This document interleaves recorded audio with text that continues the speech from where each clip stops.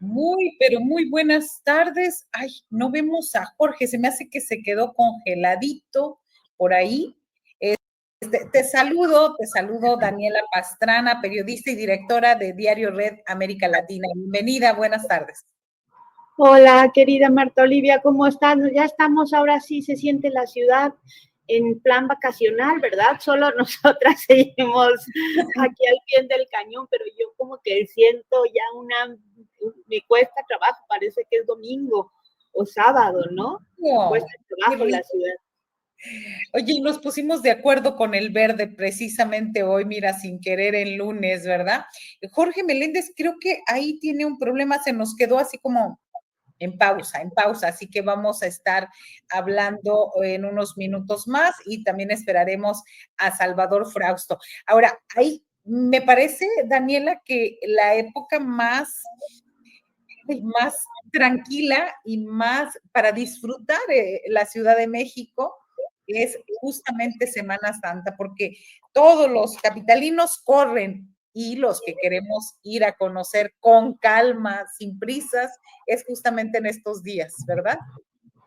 Sí, fíjate que es una cosa muy curiosa, como ni siquiera en Navidad, porque luego en Navidad está todo el mundo ajetreado con sus compras, Año Nuevo, es un cambio de fechas y sí baja porque la gente se va de vacaciones, pero no como en estos días de la Semana Santa. Y es como curioso porque cada año es lo mismo, se vacía, queda en este feliz silencio, no hay tráfico, efectivamente es un momento bueno para caminar la ciudad y bueno, la ciudad tiene un montón de cosas que yo creo que es la segunda ciudad del mundo con el número de museos, por ejemplo. Ahora, no todos van a estar abiertos el jueves y viernes, que ese es también un problema, ¿no? No todas las cosas están abiertas todos los días, pero sí hay una enorme variedad en todas las alcaldías de cosas que ver, que disfrutar. Entonces, también para los que nos quedamos acá, yo creo que es un buen momento. El otro día escuchaba una entrevista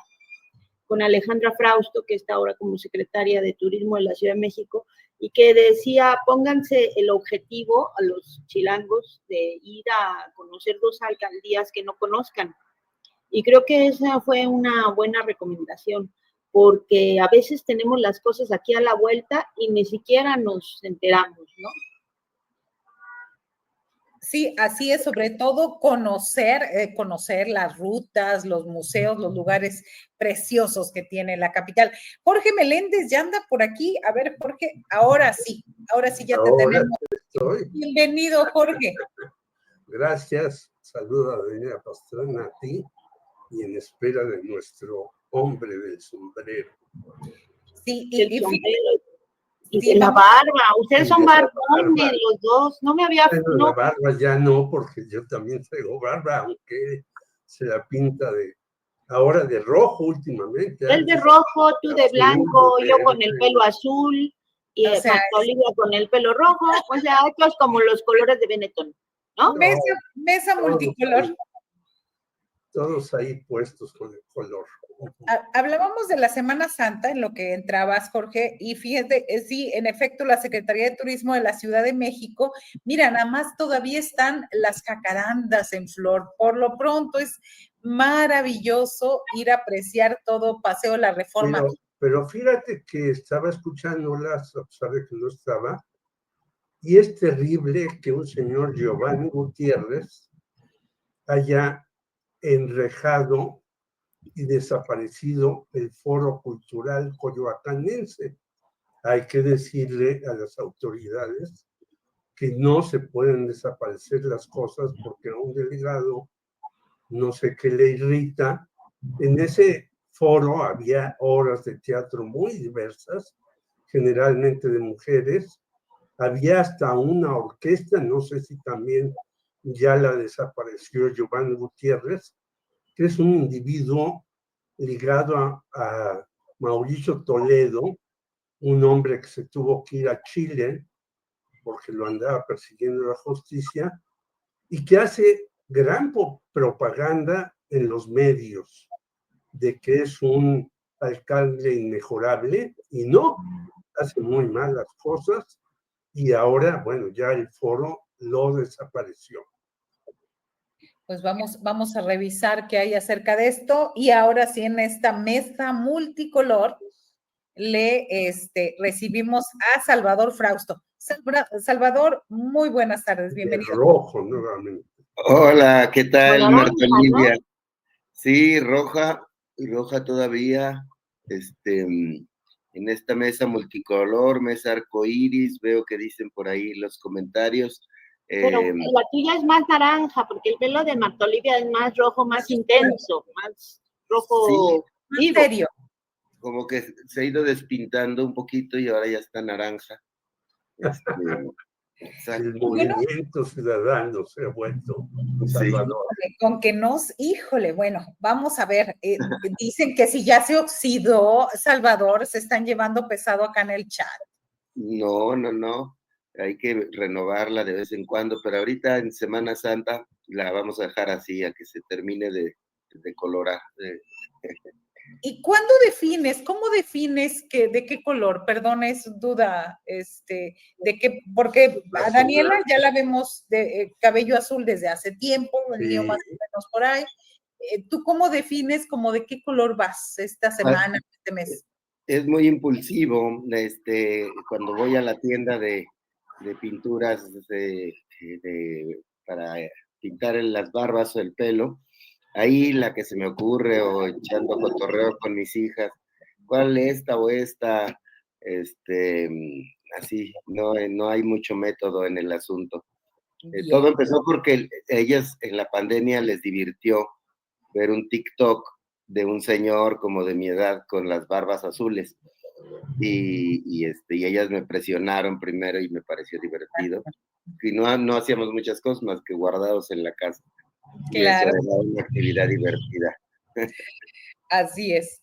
Y bueno, hablando de estos temas, hablando de la mesa que tenemos hoy, pues una polémica intensa todavía está ahorita en las redes creo que nunca había visto así como tanto encono con un personaje como Mario Vargas Llosa.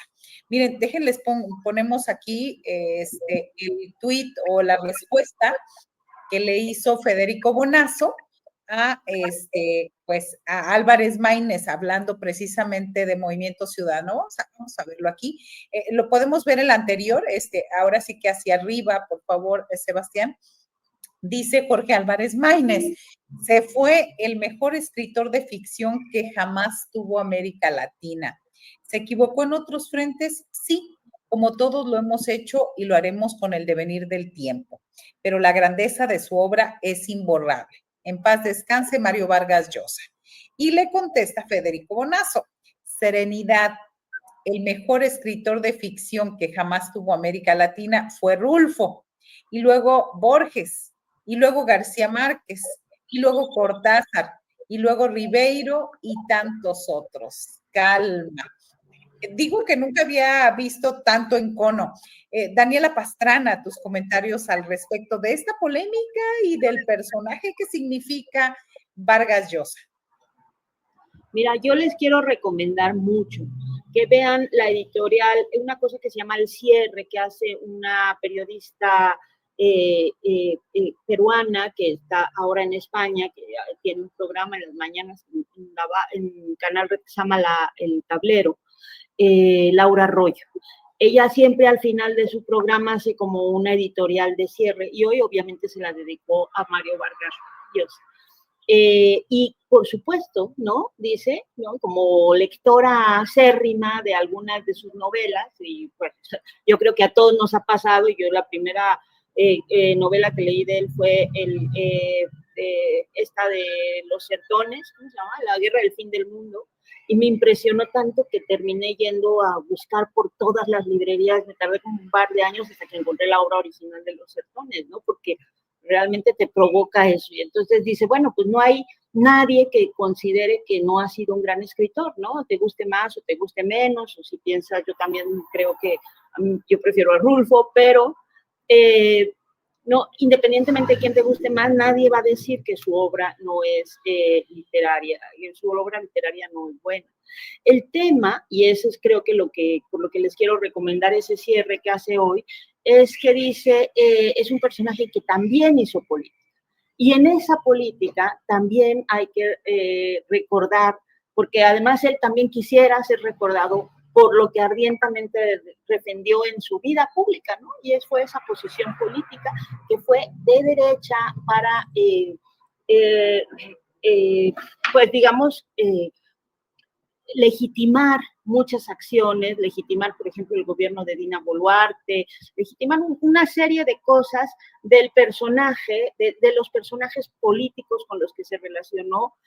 Fue un personaje que en la vida política actuó pues cada vez más hacia a la derecha y luego a la ultraderecha, ¿no? Y legitimó una forma de sistemas políticos y de políticas muy clasista, muy racista, incluso con su propio pueblo, con Perú, ¿no? Hay que recordar también sus comentarios sobre el expresidente Pedro Castillo, ¿no? Que siempre con estas cargas clasistas y racistas, y que además actuó políticamente, o sea, se movió en la política, defendió los sistemas oligárquicos de esta región y de todas, y eso también es algo que hay que agregar a las pues a todos los epitafios que hay, a todas las esquelas que hay, que siempre pues, son como de recuerdo de las cosas buenas, pero que en ciertos casos también tenemos que apostarle a la memoria.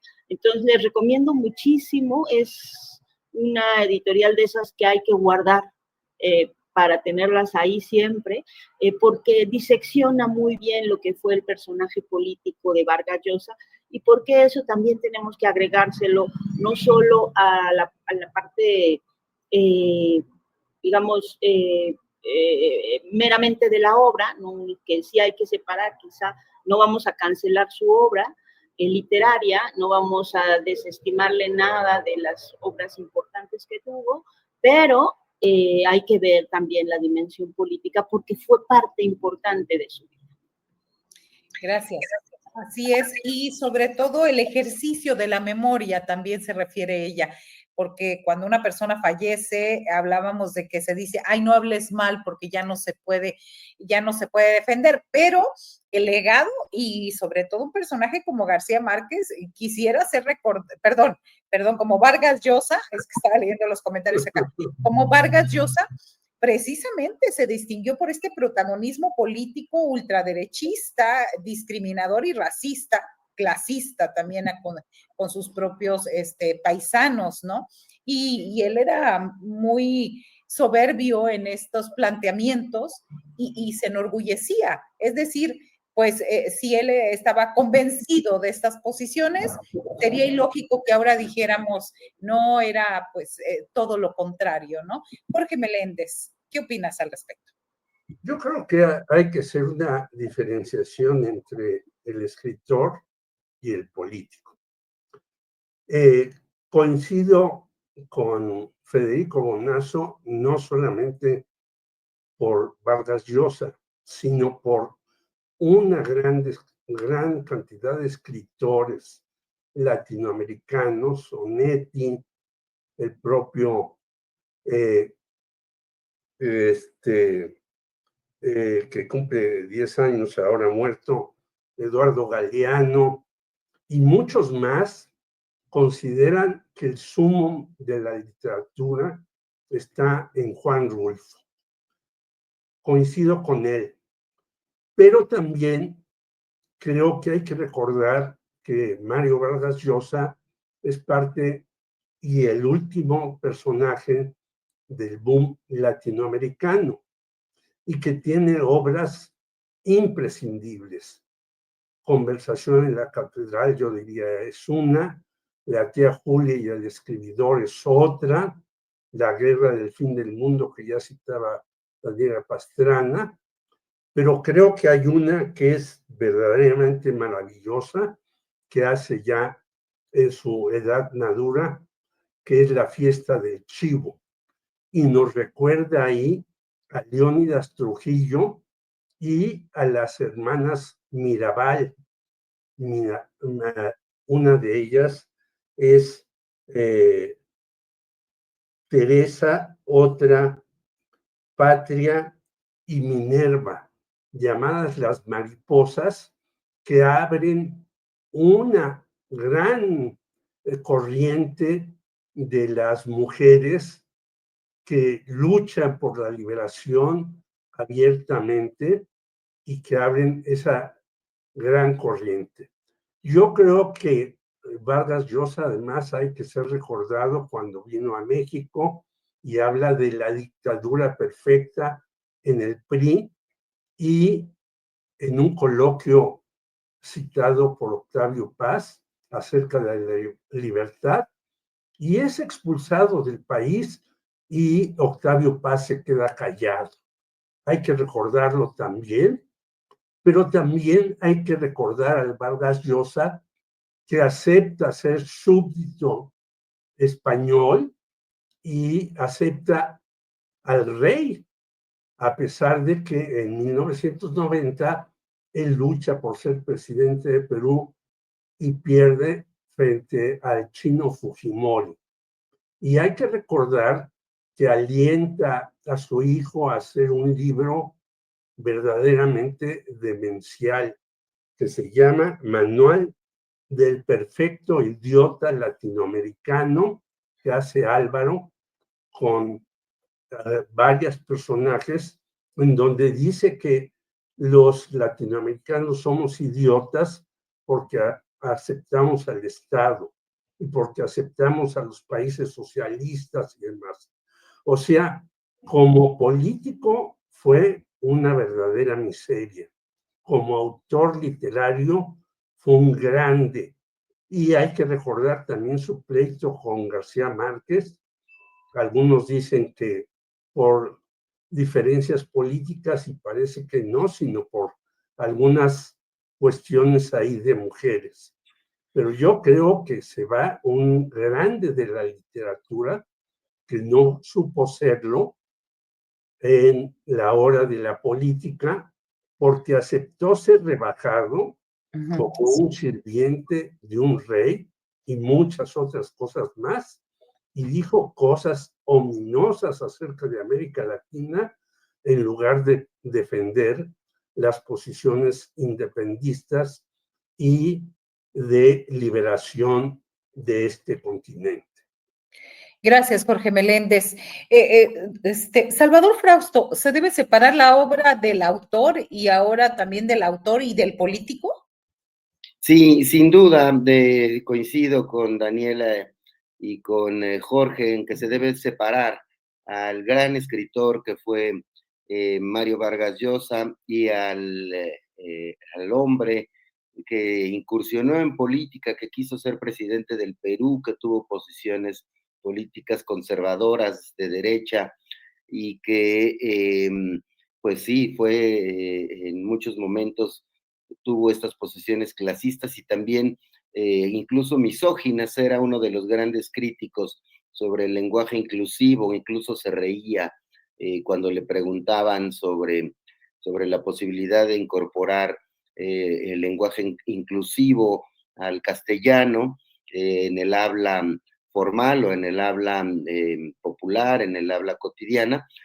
Sin embargo, a mí me atrapa el fallecimiento de Vargas Llosa, leyendo un libro que se publicó hace poco, Las Cartas del Boom, que me parece que es un librazo, estoy por terminarlo, cuando ayer me entero del fallecimiento del escritor peruano, y es el intercambio de cartas privadas que se mandaban Julio Cortázar, Carlos Fuentes, Gabriel García Márquez y Mario Vargas Llosa, y que revela mucho no solo del boom de la literatura latinoamericana, de cómo compartían ciertos códigos para retratar no solo, digamos, desde la posición del realismo, del llamado realismo mágico, sino de retratar las condiciones de los países latinoamericanos y del mundo. Es decir, había una profunda preocupación por las dictaduras, por la pobreza,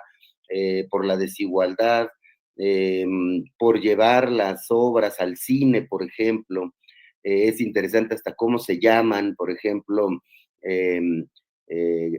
Gabriel García Márquez le decía a Vargas Llosa magíster, como en un acrónimo de maestro, y se hablan siempre con mucho cariño, se analizan sus obras, se las critican en algunos momentos.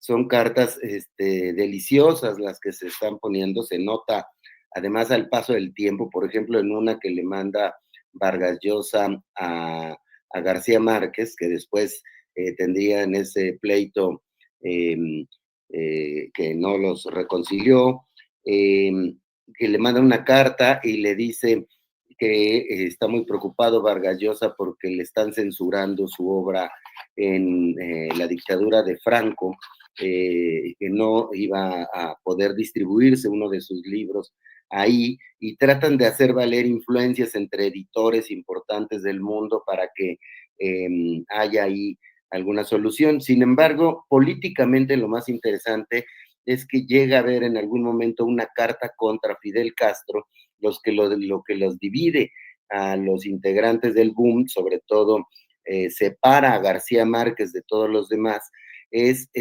su oposición al régimen cubano. Hacen una carta a los intelectuales en la cual, por ejemplo, firma Julio Cortázar, y Julio Cortázar después se desdice y dice: yo no firmé esa carta, se hace un gran escándalo.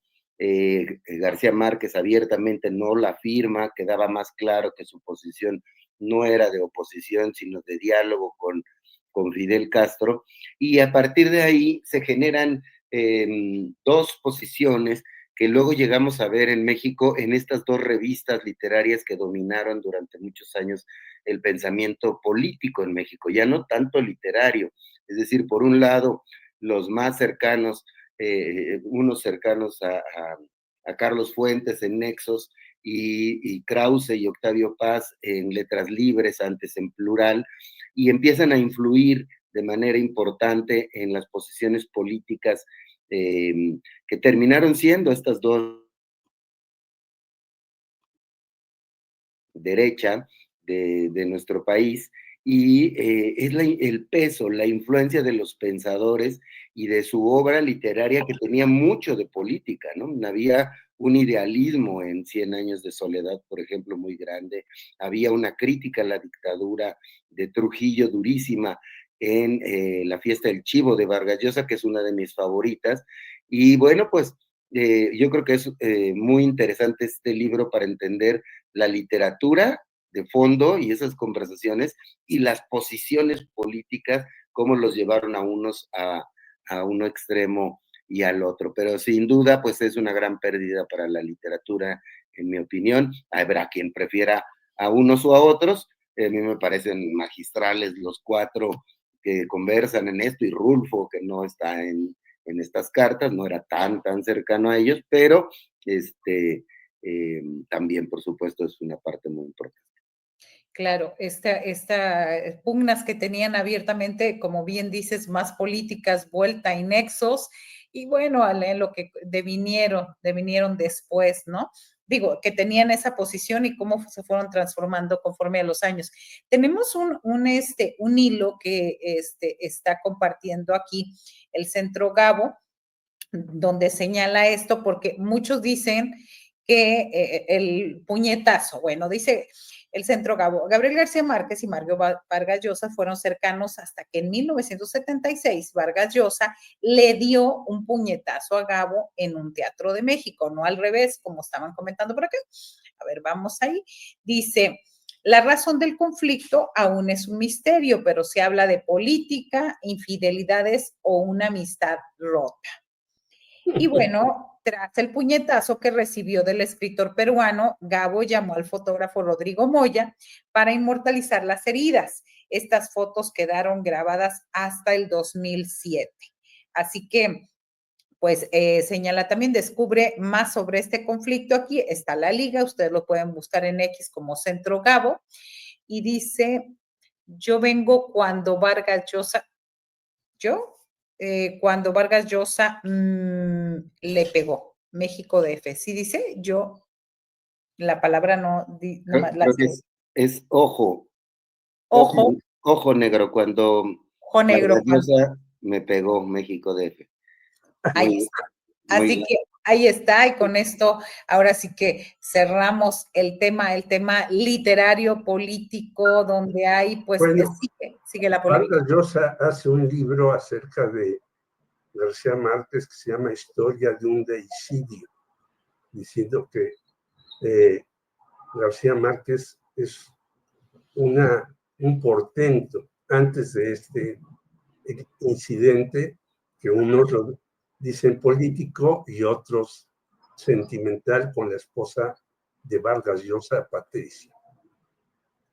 Muy bien, pues bueno, y nos vamos, ahora sí que de ahí nos vamos a temas más terrenales. Ecuador, hay una polémica respecto a las elecciones, y parece que, de acuerdo a los datos oficiales, gana con el 56% Daniel Noboa, y sobre todo, pues queda lejos el correísmo, Daniela Pastrana. Sí, ahí también les quiero recomendar que vean un análisis que hace Julián Macías y que cuenta y habla de algún tipo de operación digital, ¿no? Para hacer pasar a personas que no fueron reales como votantes. Yo creo, y es una cosa que he pensado desde ayer, que nadie esperaba que en los resultados oficiales se diera esta diferencia tan grande. Ya todas las encuestas hablaban de pues casi un empate técnico y en general con mayoría de de Luisa González, aunque fuera poquita. Incluso las encuestas de salida, las que se hacen a pie de casilla, también le daban como ese margen muy, muy, muy estrecho a uno o al otro. Entonces, a la hora que empiezan a conocerse resultados y se ve que hay lugares donde la Revolución Ciudadana había ganado siempre, incluso en esta pasada primera vuelta, en las elecciones del año pasado, en las elecciones en las que ganó Guillermo Lasso, en las que Revolución Ciudadana siempre había ganado, de pronto tiene unos resultados sumamente extraños en los que pierde votos, ¿no? Eso, por supuesto, que llama a las sospechas, pero más allá de las sospechas que se puedan tener sobre el manejo específico de esta elección, lo que llama la atención para mí son dos cosas. Una, el doble rasero con el que se miran, acabamos de tener el proceso electoral de Venezuela, y no puede dejar de pensarse la diferencia de discursos, de narrativas de muchos de los gobiernos y de muchos medios para evaluar una cosa y la otra, ¿no? Fuera de cualquier tipo de racionalidad, cosas que en un caso se juzgaban muy fuertemente, aquí se dejan pasar, como estas precisamente. Entonces, esa es una cosa que me llama mucho la atención, y la otra es que me parece inaudito. Yo creo que es como estamos viendo ya el fin y los estertores de estas democracias que conocemos, estas democracias que implican y que están sobre todo centradas en la posibilidad de definir con una elección al Ejecutivo y a los legislativos. Ahora en México vamos a tener la del Poder Judicial, y creo que eso va a dar un elemento extra de fortalecimiento de ciertos mecanismos, pero es inaudito que ya se haya como perdido un poco la vergüenza para hacer como, por lo menos, el simulacro, la idea de que, o sea, cubrir como las apariencias, ¿no? O sea, el hecho de que haya sido la forma en la que llegó a reelegirse Daniel Noboa, negándose al pedir licencia, pidiendo además inhabilitando a la vicepresidenta, que es la que tuvo que entrar a cubrir el despacho para que él pudiera hacer campaña, y desde ese lugar, desde donde era, o sea, presidente, todavía ayer era presidente y hoy sigue siendo presidente, pero como presidente, repartir dinero a partir de bonos específicos, no se suspendieron ahí programas sociales por la veda electoral, no, al contrario, se dieron bonos, no tienen programas sociales, pero se dieron bonos específicos, dinero, más de 500 millones de dólares, 560 millones de dólares, en 7 bonos que repartió a ciertas comunidades, que si eso, bueno, si eso no es compra de votos, entonces no sé qué es.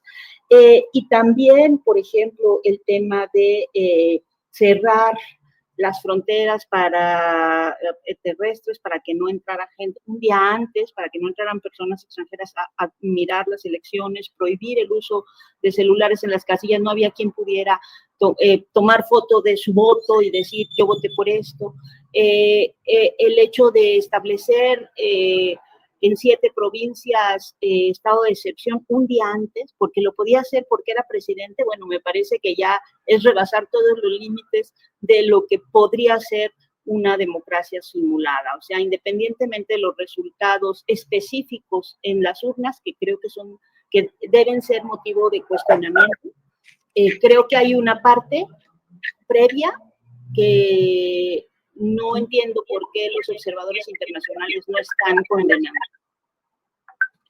Gracias, Daniela Pastrana. Señalan aquí, piden que cómo encuentre el análisis de Julián Macías, pues búsquenlo en su cuenta de X. Ahora se los identifico, pero la tiene Julián Macías en su cuenta de X. Julián Macías T, ahí lo pueden encontrar y ahí es de los últimos 5 que ha compartido. Jorge Meléndez, ahí nos señalan también que es algo importante, 2 cosas. Noboa es un estadounidense, nació en Estados Unidos, gobierna Ecuador, muy cercano de Trump y sus políticas, que fue, recordemos, quien nos impuso aranceles, ¿no? Y logró una carcajada nacional en México. ¿Por qué? Por la cantidad de interacción económica que tenemos con ese país. Pero también hay otra situación, que él debió pedir permiso para contender. Es entre otras las irregularidades que hay en este caso. No solo, hay muchas más. Pero yo me voy a referir al artículo de hoy de Julio Hernández en Astillero, y él dice que el señor se llama Daniel Roy Gilchrist Novoa Astín, o sea, es rey servidor de Cristo, que nace en Miami, Florida, hace 37 años, es hijo del más rico en dinero de Ecuador, y sus estudios fueron siempre en Estados Unidos. Llegó a la presidencia luego de un juicio político a Guillermo Lasso, que era un millonario que fue defenestrado por 104 votos y 18 a favor de Lasso y 3 abstenciones. No obstante eso, llega el señor Noboa, nombra a la señora Verónica Abad, vicepresidenta, y cuando él quiere ya lanzarse a la campaña, pues no pone a la señora Verónica Abad, sino él continúa siendo presidente y candidato. Aparte de repartir millones de pesos y de manejar todos los medios de comunicación en sus manos y manejar el servicio electoral a su favor, es por eso que los encuestadores internacionales daban cierto equilibrio entre él y Luisa González, que viene del movimiento de Rafael Correa, llamado el correísmo, y que parecía que iba a ser una contienda más o menos pareja. Pues no, hay una diferencia de 11% entre este señor Noboa y la señora Luisa González. Si eso no es inequitativo todo lo que dice Julio Hernández en su columna Astillero, más lo que ha dicho Daniela Pastrana, pues yo no sé cómo podemos decir que fue una elección de Estado como era antes, y decía Vargas Llosa acerca del PRI en México. Recordemos que las elecciones, y por eso la crítica de Vargas Llosa, en México eran inequitativas, y hubo una ocasión cuando el señor José López Portillo compitió solo. Claro que hubo un candidato de la izquierda, Valentín Campas Salazar, pero sin registro para esa competición.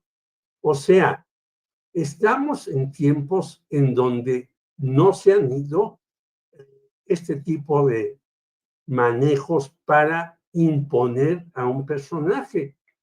Y este personaje incluso fue a Estados Unidos a ver a Donald Trump, y el señor Donald Trump ni siquiera lo recibió. Es decir, es un sirviente que ni siquiera es recibido, si no pide con mucho tiempo, con deferencia, una reunión con el señor Donald Trump. Por lo tanto, estamos en una situación después de la reunión de la CELAC, en donde la señora Claudia Sheinbaum dice, hagamos una América Latina más activa, pues tenemos una serie de problemas ahí, como el del señor Nayib Bukele, que ahora es elogiado por Donald Trump, y donde vemos que los derechos humanos pues no existen para nada. Igual sucede en esta elección, en donde los derechos humanos no tienen la menor importancia, porque hay un candidato que es a la vez presidente de la República. Bueno, ni siquiera pidió permiso y puso a la vicepresidenta para hacerlo. Por lo tanto, toda una elección viciada, toda una cantidad de dinero tremenda, los medios de comunicación a su lado, pues claro que se tiene que impugnar esto. ¿Qué va a decir ahora la OEA, que ya no está aquel señor que aplaudía todo lo que hacía Estados Unidos? Pues esperemos que la OEA tenga ahora voz y diga, esta elección no puede ser real como se compitió. Así es, gracias Jorge Meléndez. Salvador Frausto, ¿qué agregar? ¿Cuáles fueron las claves para que llegara Daniel Noboa, se reeligiera? Y todavía, y bueno, vamos a hablar después, o bueno, si quieres comentar también acerca de ya las felicitaciones, las primeras felicitaciones al respecto, que una de ellas pues fue a Donald Trump y casi enseguida Gabriel Boric de Chile. Pero bueno, en general acerca del tema. Sí, bueno, por un lado hay dos factores que a mí me llaman la atención. Uno, la guerra sucia digital fuertísima que hubo en esta campaña electoral en el Ecuador, y por otra parte, el avance o la resistencia del movimiento de derecha, conservador, trompista. Es decir, Noboa como representante de la derecha latinoamericana tenía el apoyo de Donald Trump, de Javier Milei, de Bukele, es decir, lo que queda de la derecha en América Latina, que no son tantos países, son mucho menos de la cantidad de países de izquierda, pero habíamos visto en elecciones recientes cómo lograron revertir esa posición en Uruguay, en el cual el partido de izquierda le gana al exgobernante partido de derecha, pero en Europa vemos más fuerte creciendo las derechas en aquel viejo continente. Entonces, aquí me parece que es una resistencia, triunfó la resistencia trumpista, triunfó el conservadurismo con métodos similares. Acuérdense que incluso ironizó Claudia Sheinbaum cuando Ecuador ordenó ponerle a México aranceles no me voy a acordar el porcentaje, ahorita me corrigen, sería creo que 25%, algo así, y dice, bueno, pues ni modo, ¿no? Es decir, la actividad comercial entre México y Ecuador no es muy grande, sin embargo, repitiendo estos discursos valentones del trumpismo, pues finalmente tiene una cantidad de votos y, como dice Daniela, pues en condiciones extrañas y seguramente pues no va a haber una queja como la hubo en Venezuela. Entonces, esa telenovela, ese capítulo, ya lo estaremos viendo cuando si así ocurre, se documenten algunas posibles irregularidades, pero la que sí está documentada es esta serie de publicaciones en redes sociales que hace Julián Macías, también se las recomiendo, va por varias vías, es decir, por una parte, la conversación contra Luisa González, a favor de Noboa, señalando errores, señalando críticas hacia la candidata de la izquierda de una manera fuerte, de manera pagada, y abiertamente pagada desde muchas cuentas de Meta, es decir, desde Facebook e Instagram, porque esas se pueden verificar completamente. Las de Twitter, por ejemplo, ahora X, se puede revisar que son presuntos bots, y sí, hay una campaña, una guerra sucia en redes sociales muy fuerte, y estamos frente a uno de los actores más relevantes en las elecciones recientes, que es el papel y la influencia de las redes sociales, de las campañas negras, de los bots. Ese es un factor que está pegando muy fuerte, es un actor constante en las elecciones, lo hemos medido en México y en otros países. Sin embargo, por ejemplo, en Ecuador parece haber tenido efecto. En México no tuvo un efecto significativo esas campañas de narcopresidente o narcocandidata, o el tratar de asociar con el crimen organizado a los gobernantes de México, no tiene gran efecto. Sin embargo, en una elección tan dividida como fue la de Ecuador, ese porcentaje que se haya marcado más amplio que lo que decían las encuestas, pues suena muy sospechoso, suena a que hay ahí una influencia ilegal, debería legislarse en nuestros países este tipo de campañas negras, porque sí, son totalmente descaradas y generan un artificio, porque las personas consumimos ya más información a través de redes sociales que de medios convencionales. Entonces, esa es una influencia muy fuerte y que en este caso trae esta consecuencia.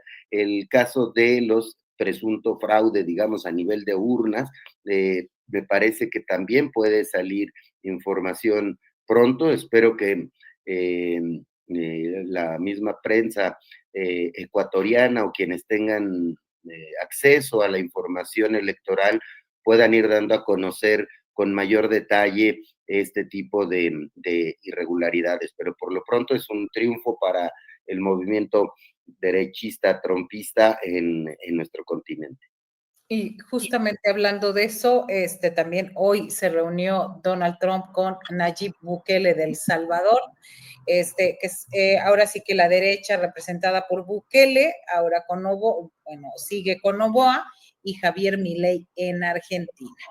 Así que tenemos un par de temas y poco tiempo, así que yo les doy a elegir cuál de los dos quieren abordar. Uno es la suspensión del proceso contra Francisco Garduño, todavía titular del Instituto Nacional de Migración, y también en la cultura de los narcocorridos y la forma en cómo pues surgen en contrapeso los corridos hechos por un militar o los corridos militares, ahora sí que un poco para elogiar las fuerzas de seguridad, las Fuerzas Armadas, pero también pues para llevar más personas a trabajar en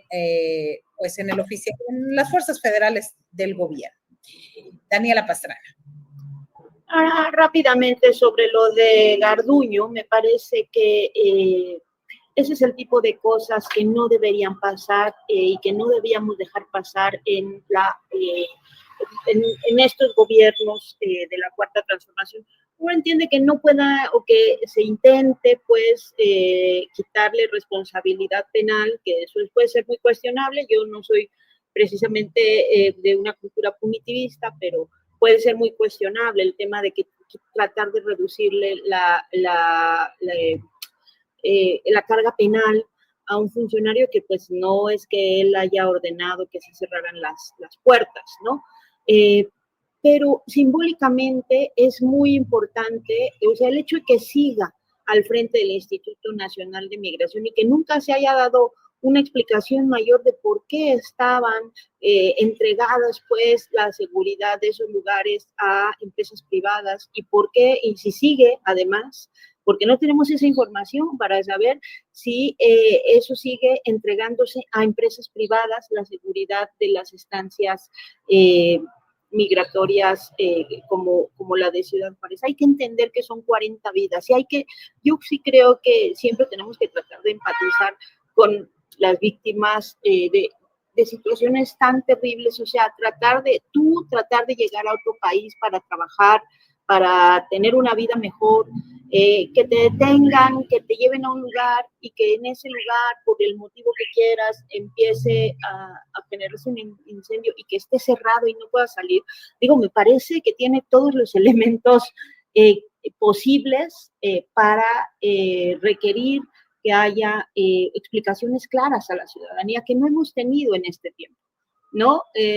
No las tuvimos con el gobierno de López Obrador, no las hemos tenido con Claudia Sheinbaum, y el mensaje de que el responsable del Instituto Nacional de Migración continúe en ese lugar, continúe al frente del Instituto Nacional de Migración, es que en cualquier lugar lo natural era que por lo menos renunciara.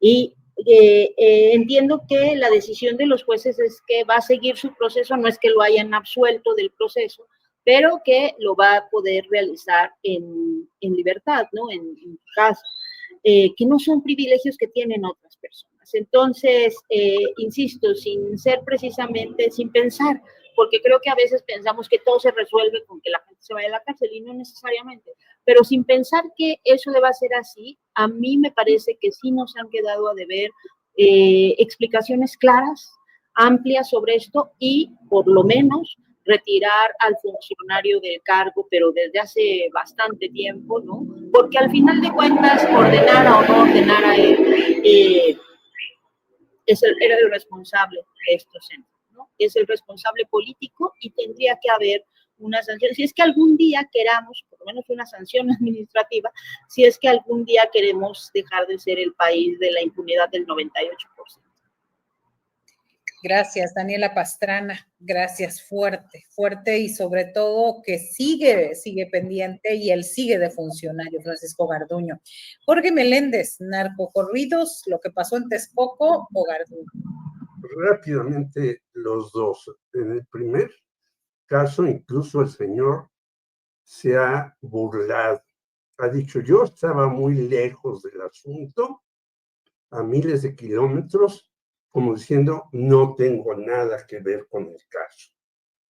Se ha burlado porque también se decía que el señor Salomón Céspedes, cuyo gobierno en Puebla no fue tan bueno, iba a sustituirlo y ahí lo tienen estancado, no sé qué hará ese sujeto. Y se ha burlado el señor Garduño porque se aparece en los actos que hay del Instituto Nacional de Migración y demás, y tenemos problemas muy, pues, álgidos ahí, porque recientemente, por ejemplo, transformaron una plaza donde estaban los migrantes, los llevaron a otro lado. ¿Cómo los llevaron? ¿De qué manera los llevaron? ¿Qué seguridades tienen? No lo sabemos, porque el Instituto Nacional de Migración pues no da información. Me parece terrible que este tipo de personajes sigan encarando como funcionarios de la 4T. Y de los narcocorridos, muy rápidamente, yo creo que pues es imposible decir, vamos a prohibir los narcocorridos. Pues no, eso es algo que no se puede hacer, pero esto seguirá no poniendo otras canciones al aire, sino seguirá mientras el narcotráfico no se combata a fondo, que no, quiero decir que no se está haciendo ahora más que en el pasado sexenio, pero nos falta mucho. Y mientras eso no exista, y mientras exista una cultura en los medios de que los que tienen dinero, y vimos ayer al señor Felipe Calderón con Margarita en un yate de lujo viajando, y todavía no llega Andrés Roemer, y todavía no llegan otros personajes que han hecho de el lujo y la abundancia, eso, pues estaremos mal. Entonces, por lo que toca a los narcocorridos, yo creo que no se deben de prohibir, pero tampoco de alentar en los medios donde se llevan a cabo este tipo de cuestiones. Gracias, Jorge Meléndez. Salvador Frausto, ¿con qué cierras? ¿Con cuál de los dos o con los dos? Bueno, también hago un tutti frutti con ambos. En el primer caso, me parece que el caso Garduño revela una política de la 4T, es decir, más allá de la responsabilidad que pudo haber tenido como negligencia, como directivo del Instituto Nacional de Migración Garduño, lo que vemos es la política que ha seguido la 4T frente a irregularidades, frente a tropiezos, a malas gestiones de varios integrantes de este movimiento. Es un caso parecido el de Garduño al que vimos con Cuauhtémoc Blanco, al que vimos, por ejemplo, con la legisladora de Chihuahua, Chávez, Andrea Chávez. Es decir, vemos aciertos a Monreal subiéndose a helicópteros privados, es decir, cuando cometen una irregularidad, un pecado, los miembros de la 4T se les cobija y se les apoya, incluso a los exgobernadores, que aquí mismo hemos hecho comentarios o análisis críticos sobre el de Morelos, el de Veracruz y algunos otros. Se les cuida porque la 4T considera que están en medio de una guerra política. Esta guerra política sigue y que no puede ceder en esa guerra política contra sus enemigos que encuentran fallas en distintos actores, en este caso, pues Garduño y la muerte de 40 migrantes en condiciones terribles, se les cerró la puerta, es decir, digamos, personalmente dudaría que Garduño haya dado una orden de cierre en la puerta, que hay una cadena de mando, pero que hubo errores y hubo negligencia y hubo una contratación irregular de una compañía de seguridad para cuidar ese centro de detención. Pero me parece que es hora de corregir esa actitud de la 4T de considerar que todo es una guerra política en su contra, porque aunque ahorita tengan un alto nivel de aprobación la presidenta Sheinbaum y su gabinete, eso va a ir mermando la credibilidad, la legitimidad de los actores que acompañan a la presidenta Sheinbaum. Esa actitud me parece que sí puede ser corregida en el caso de que se demuestren irregularidades o tropelías de distintos actores de la cuarta transformación. Y finalmente diría, yo también estoy en contra de la prohibición como tal de los narcocorridos. Me parece que es más sano, incluso como equilibrio, el surgimiento de los corridos a favor de los elementos del ejército o de películas que hemos visto que ponen al ejército o a las fuerzas federales que combaten al crimen como héroes, o a los corridos de paz, a estos corridos que han surgido y que la presidenta Sheinbaum ha alentado que existan para que convivan en redes sociales. Por lo pronto es muy difícil porque está muy arraigado en la cultura mexicana ese asunto. Es grandísimo, lo vimos en el conflicto en Texcoco, pero en la medida en la que dejen de programarse quizá estos conciertos en lugares públicos, en este caso hubo el problema porque ya estaba programado el concierto, pero en el futuro, en los lugares donde esté prohibido, por ejemplo, pues no invitarán ya a quienes dan narcocorridos en sus conciertos, y bueno, pues veremos hacia dónde avanza eso. Eso requiere también mucho involucramiento en la sociedad mexicana para rechazar consumir ese tipo de música. Gracias, gracias Salvador Frausto. De hecho, por ejemplo, este jueves Santo, por cierto, empieza la prohibición de los narcocorridos en Michoacán, también en la feria de Aguascalientes, también en la feria de San Marcos ya se están tomando las previsiones para también prohibir estos narcocorridos. Y bueno, en todo esto, quien va a salir ganando van a ser las plataformas de audio, que van a ser las ganonas, porque nadie niega que se sigan tocándose. La presidenta hoy dijo que no se prohíbe, sino que están buscando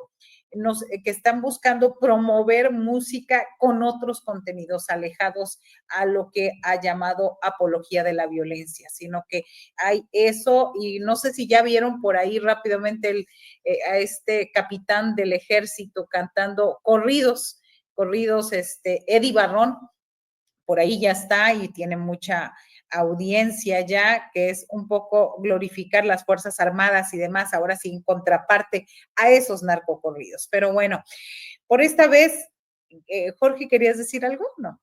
No, yo quisiera terminar porque ayer se inauguró por parte del Ejército Zapatista de Liberación Nacional Arte para la Vida, que dice que mientras haya capitalismo salvaje como esto, no habrá un arte para la vida. Y finalmente decir que es el 10º aniversario del fallecimiento de Eduardo Galeano e invitar a que lean un libro. Todos sus libros son fabulosos, pero creo que en este momento Las Venas Abiertas de América Latina es indispensable leerlo para darnos cuenta cómo estos Noboa, Bukeles o Milei son parte de este cáncer que hemos vivido en América Latina. Muy bien, gracias Jorge Meléndez. Pues gracias. Daniela, ¿no? Te vi como que, gracias por estar hoy en la mesa multicolor, mesa arcoíris. ¿Quién dijo, Por ahí alguien nos por ahí llamó aquí, pero sí, bueno, el rojo de Salvador ya está muy deslavado, tiene que llegar más firme. Que evites ir al naranja, que no te acerques, dice Jorge.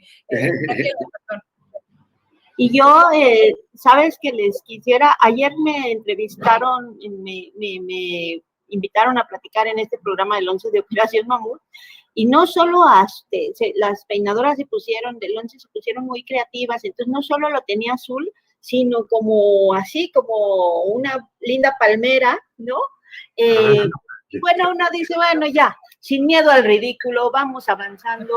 La verdad es que qué bueno que todos estemos en un país donde todos podamos vestirnos de lo que queramos, ponernos el color que queramos, que se respeten las libertades de todas las personas para tener la identidad que quieran, ¿no?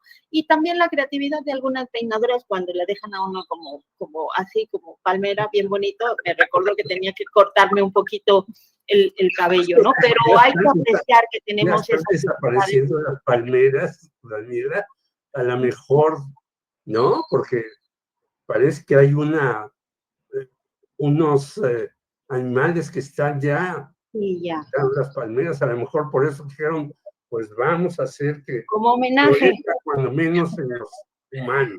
Palmera azul, ajá, claro. Sí, muy lindo. Muy bien, gracias. Encantadora mesa multicolor, dicen por acá en el chat.